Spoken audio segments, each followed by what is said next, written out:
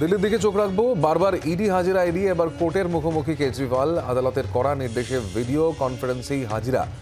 আবগারি দুর্নীতি মামলায় আগে একাধিকবার ইডি তলবে গড় হাজির, এবার কোর্টের সামনে সওয়াল জবাবে তাকে যোগ দিতেই হচ্ছে জানতে পারা যাচ্ছে। এই বিষয়ে আরো খবর আমরা নেব। রাজীব চক্রবর্তী রয়েছেন আমাদের প্রতিনিধি। রাজীব, কি জানা যাচ্ছে এই বিষয়ে?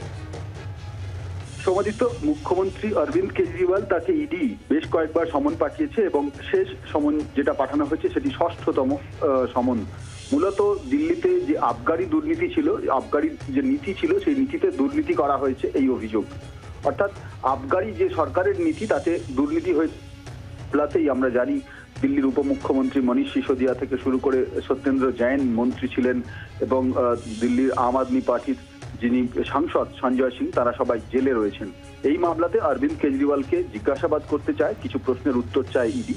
সেই মামলায় একাধিকবার তাকে সমন পাঠানো হয়েছে, কিন্তু প্রত্যেকবার তিনি সমন এড়িয়েছেন এবং তার প্রেক্ষিতেই কিন্তু ইডির তরফে আদালতের দরজা করা নাড়া হয়েছে এবং রোজ অ্যাভিনিউ কোর্ট, সেই কোর্ট আমরা জানি যে ইডি এবং সিবিআই এর মামলাগুলি বিচার করা হয়, সেই আদালত আজ অর্থাৎ 17ই ফেব্রুয়ারি অরবিন্দ কেজরিওয়ালকে সশরীরে হাজির হওয়ার নির্দেশ দিয়েছিল।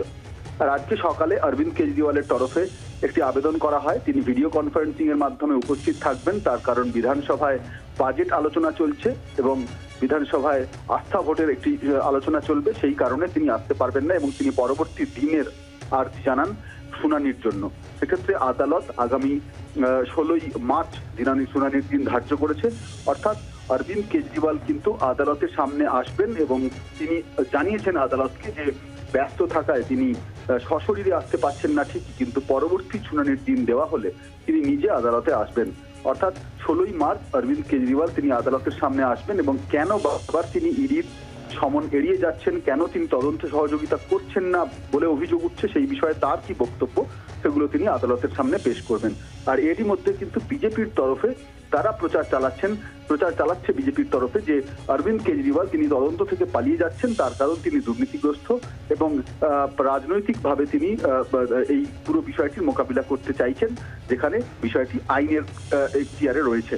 এই নিয়ে কিন্তু দিল্লিতে অরবিন্দ কেজরিওয়ালের দল আম আদমি পার্টি এবং উল্টো দিকে ভারতীয় জনতা পার্টির মধ্যে একটি রাজনৈতিক দ্বন্দ্ব তৈরি হয়েছে। একদম, ধন্যবাদ তোমাকে।